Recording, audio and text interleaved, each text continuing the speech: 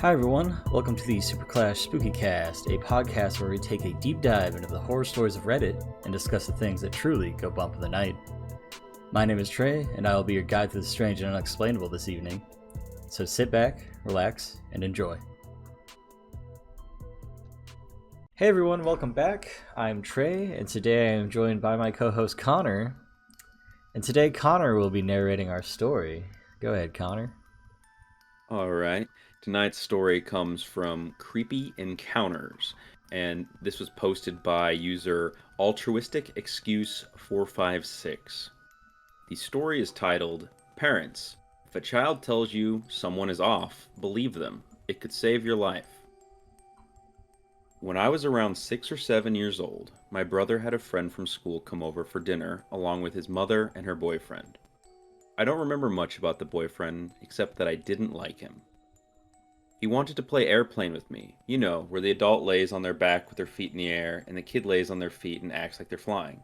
He did it in front of everyone. He never tried to get me alone, but I just didn't like it. I told my parents I didn't like him either, and if I recall correctly, I believe they didn't really care for him either. Needless to say, he never came to our house again. Not long after that, my brother's friend's mom went missing and was later found dead. Turns out he killed her. I have never gotten over it and the fact that even as a young child, something about this man rubbed me wrong. It still freaks me out to this day. Listen to your gut. There's a reason you get that feeling about a person or place. Damn, son. Man, I would definitely say kids are a good judge of character. Sometimes. I trust an animal's instinct better.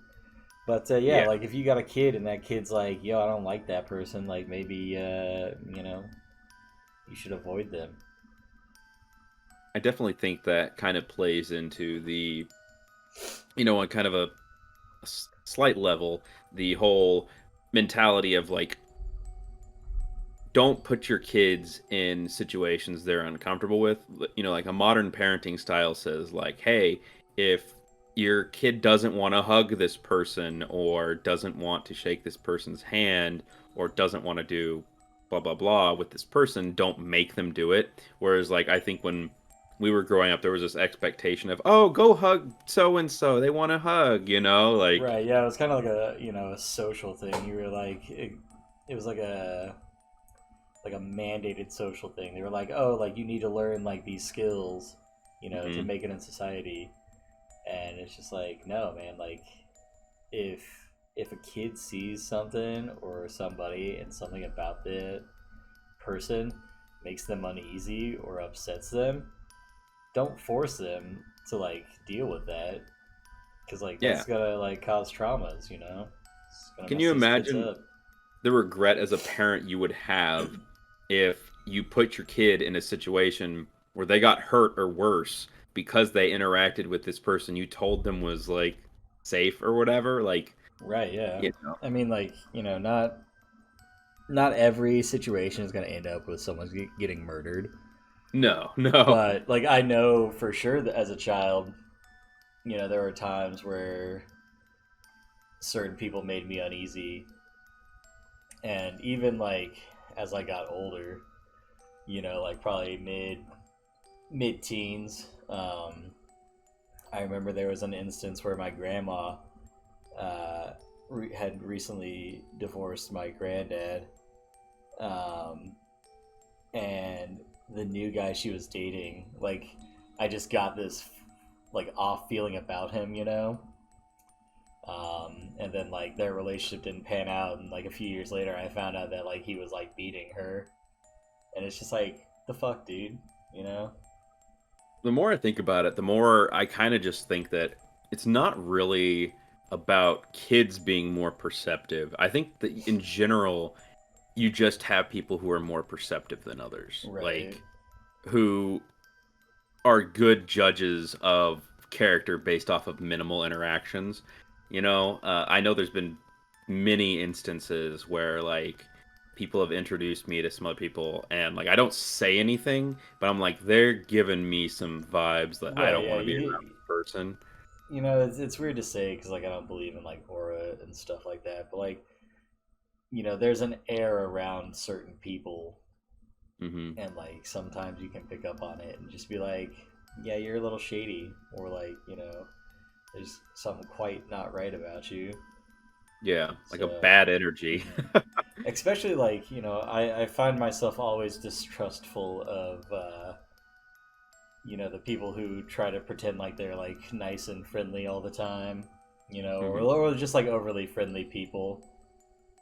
Maybe it's the cynic in me, but I just trust it. I'm like, what do you have to be so goddamn happy about? You I'm the know? opposite. I think the more abrasive someone presents themselves makes me kind of have like, this person's a loose cannon. They could do whatever, like they clearly don't care about social norms. So, Right. you know, but then you also mentioned that, you think that dogs and other animals are good judges of character, and I would honestly agree with that. Like, I trust my own dogs, like their opinions of people, because my dogs are very friendly with like 99% of people, but if they suddenly like acted aggressively towards the presence of a person, I would have some concerns. Oh yeah, for sure. Because what about you made them feel they needed to be on their guard? Right. Yeah. Yeah, because I mean, like there are times I'll be walking the dog, and just like random people from the apartment complex will come up, and like most of the time, he's chill. Like he just, you know, he stops and he stares at them, and like he'll track them until they go inside or whatever. But on rare occasions, he will lose his goddamn mind. And that always makes me just kind of be like, there's probably something about that person that isn't right. And I will always trust that over someone vouching for someone's integrity or character. You got to trust animals more than people, because They just pick up on it, man. Like I don't know what it is about them. Like something they're about them. perceptive and they don't have a bias. Yeah. They don't have bias. They're just like, Well, I don't know, this person makes me. Well, they love their owner, so they'll have yeah. that bias. Well, I But, mean, like like they, I'm saying, like you know, to say they have no bias, like depending on like how they're raised, you know, or who they're raised by, like that could change, you know.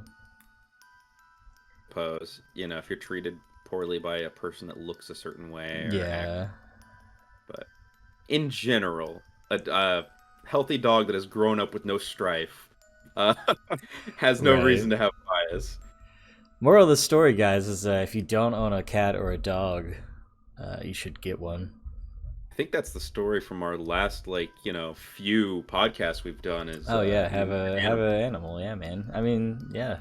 You know, they say that they can pick up on, you know, like spirits and like supernatural things. Like they say if like I remember growing up, my dad used to tell me like anytime the dog looked in the mirror, like he was looking into like, you know, another realm of like dead or some shit, and I was just like, I'm fucking 9. Why are you telling me this? You know. Oh, So, but yeah, man. All right, well, I guess that's gonna do it for us tonight. If you guys have any stories you'd like to submit, once again, you can always do that via our email, scspookycast@gmail.com. It will be down in the description below. Go copy yourself some SpookyCast merch while you still can. It is only running through September and October, so get it before it's gone. Also, go buy some of our other stuff. You can like and subscribe to the channel if you haven't already. That'd be super cool. We'd much appreciate that. Don't forget to follow the Twitter. And if you're on Spotify, please give us a 5-star review. It really helps us grow. But other than that, we hope you have a safe and spooky night. And we will catch you guys on the next one.